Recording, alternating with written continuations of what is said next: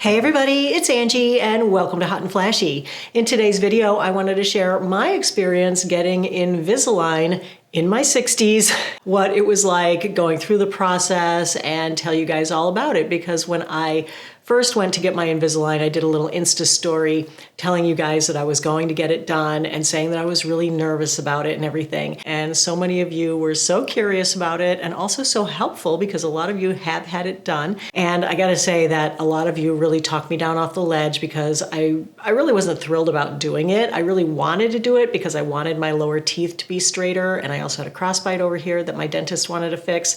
So I was psyched about the results. I just wasn't psyched about the actual process. But you guys had told me that the year would go by fast and I would be really happy, and the year did go by pretty fast, and I am really happy with the results. So that's what I wanted to share with you today, was just kind of everything about it, in case you were curious, in case you were thinking about doing it yourself. And you know, it's interesting because I think this is something that people probably never would have done, 20 years ago as an older adult. But I think now people are just more aware of what they look like, how they present themselves to the world, and people want to be their best self and they want to feel good about themselves. Invisalign or having braces at any age is a lot.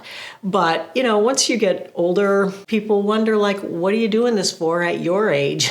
Why do you care? A lot of people have said your top teeth cover up your bottom teeth when you smile anyway, so what difference does it make? Just leave it the way it is. But you know what? I felt like my bottom teeth were getting increasingly crowded as the years went by, and they got to the point where my two center teeth were literally angled in and pressing against each other so hard, and all the other teeth were very crowded. Everything kept pushing forward. And so in the end, I thought Invisalign seems like a good way to go. I talked to my dentist about it. She was like, no, you're a good candidate for it because you're not looking at doing anything super major. And so it should take about a year and you should have really good success with it. So I was like, all right, sign me up. We also did a little bit of work on my top teeth because I felt like these two front teeth were like kind of supermaning a little bit coming forward. And so we tried to push those back a little. And as I said, my dentist had also noticed a crossbite over here on the side and she wanted to work on that. But the main thing was my lower front teeth. So let me show you the before and after on it. And you can see the results I had. And then if you were thinking about it, you can decide if it's going to be worth it for you. I am really psyched about the after. I mean, they're so nice and straight across in here. And there's a lot of times where I'm making videos and I come in close to the camera and I start talking to you up here. And that's really when you can see my bottom teeth the most. And I gotta say, some people did mention them to me over the course of the years, and that's really not why I had them done. It was more that they bothered me. And so I just wanted to get it done for me, not for anybody else. I'm not going to say it was an easy journey or it was enjoyable to do. Let's just talk about the basics of getting Invisalign. So before I got it, when I put up that Insta post, a lot of people had said, don't get it from your dentist. Make sure you go to an orthodontist who really specializes in, especially mature mouths, which I didn't do. I had already paid my money. I had already had my dentist start making my retainers, and I just did it with my regular dentist. So the first appointment that I went, they have this like tiny little mini camera that they put in your mouth, and they just kind of roll it all over your teeth, and it makes like a 3D map of your teeth and your mouth. Then they take that, they send it into Invisalign, they say what they want to correct, and then they send back another 3D image of your teeth as they'll be when they're finished. After that visit, they go ahead and start creating your first set of aligners. So then the next appointment, I went in and they attached the bumps to my teeth, the things that grip the aligners on. So they're like these little pointy mountains, you can see them in this video, that they attach to your teeth. And because I have veneers for my top front 6 teeth, they couldn't attach the adhesions onto those teeth. My adhesions were actually back a little bit farther than most people's are, which I kind of like better because when I was making videos, you couldn't really see them if I was just talking normally. Those things are a little bit sharp. They do take a little bit of getting used to at first because when you have your trays out, they're rubbing against the inside of your mouth. And so there's like little wax that you can put on them. I didn't need any. They didn't rub that much that it ever like cut me or was super uncomfortable. And they give you your first set of aligners, they pop them in, and away you go. And let's say that your full year of treatment, mine anyway, was going to be 22 different sets of aligners. I think she maybe gave me 7 to start with. And once you're finished with those 7, then you go in to have your teeth checked every 7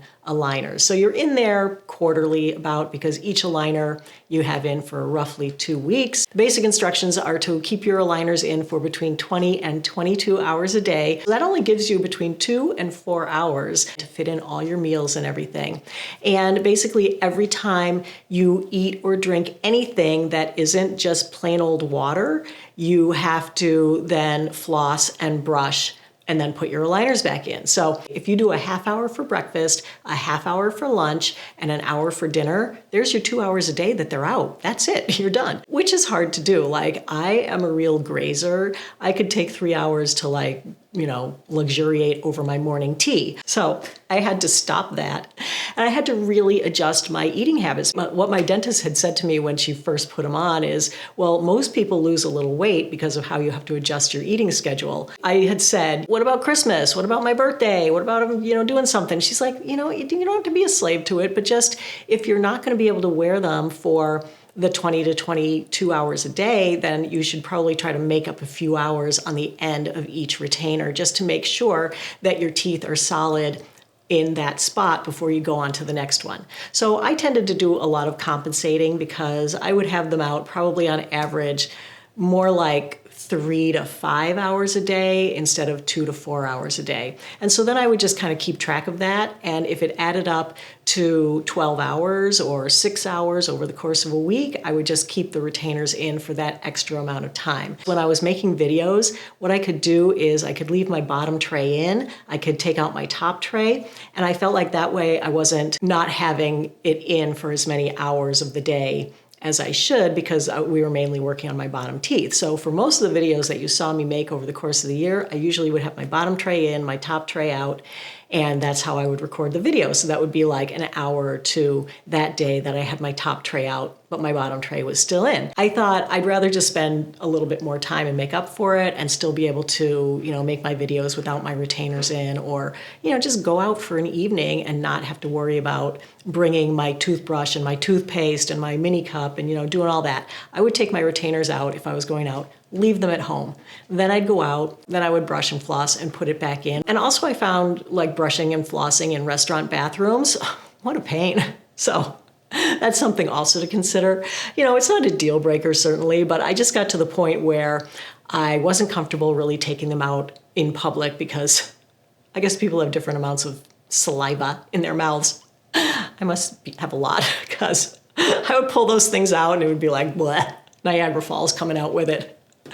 And it's funny, Instagram showed me this one woman, I can't even remember what her handle is, but she was standing in her kitchen talking about something that was funny, telling a funny story. And in the middle of it, she pops her retainers out. And I'm like, how'd she do that without having like spit strings all over the place? I'm like, I can't do that. So I was more of a take them out and leave them at home kind of person. And so that did probably extend my experience a little bit. In the beginning, I was taking a toothbrush, floss, toothpaste, and a little mini cup with me everywhere I went, along with a retainer case. So this is what I kept in my handbag so that if I was out somewhere and I needed to eat or drink something and then needed to brush, I would have all my supplies. My daughter gave me a set of 3 of these for Christmas and I love it. A little pop-up cup. When you're standing in a restaurant bathroom, there's nothing to drink out of to rinse the toothpaste out of your mouth. And so she got me a set of these and I absolutely love them. I will go ahead and link them. But this is such a cute little case. I love it. It's got a mirror.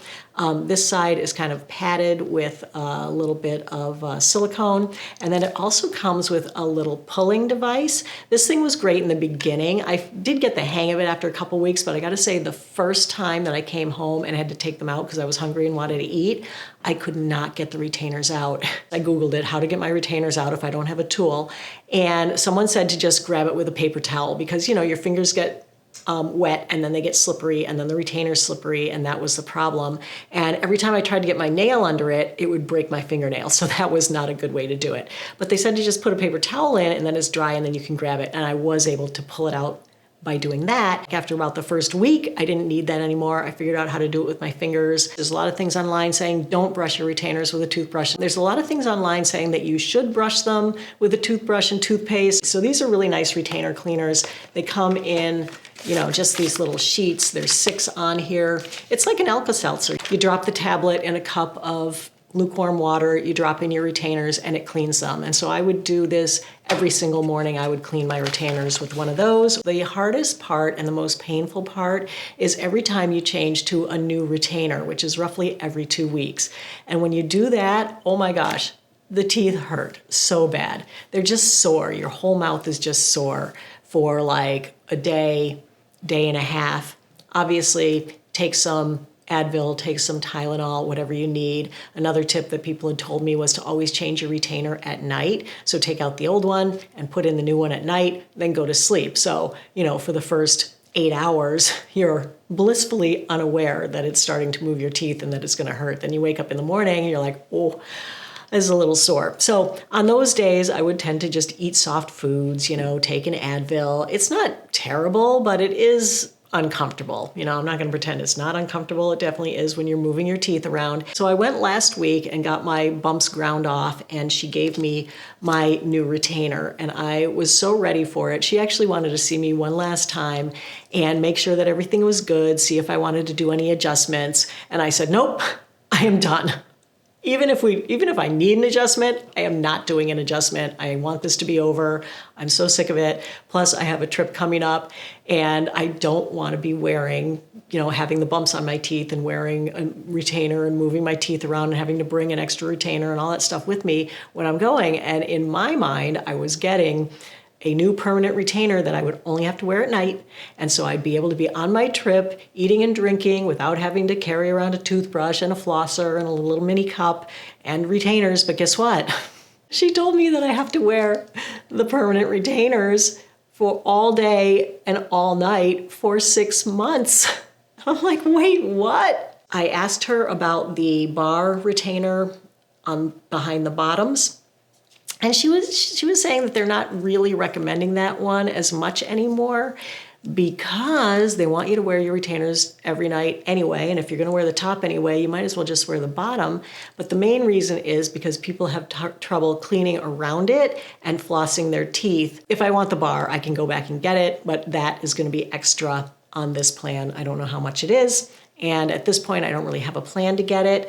I was thinking, though, if I do get it, that what I would use to floss are these little gum floss picks. They have like almost a little scrubby point on the end here, and you just break one off, and then you just stick it in the spaces between your teeth, and it really scrubs those bigger spaces up towards the gum and keeps your gums nice and healthy. So I love these as well, and I would think that these would be really helpful for around that bar back there if I do get it, or if you do have the bar, those could be great for that. For now, I'm just going ahead with these retainers. I feel like I should just pop them in.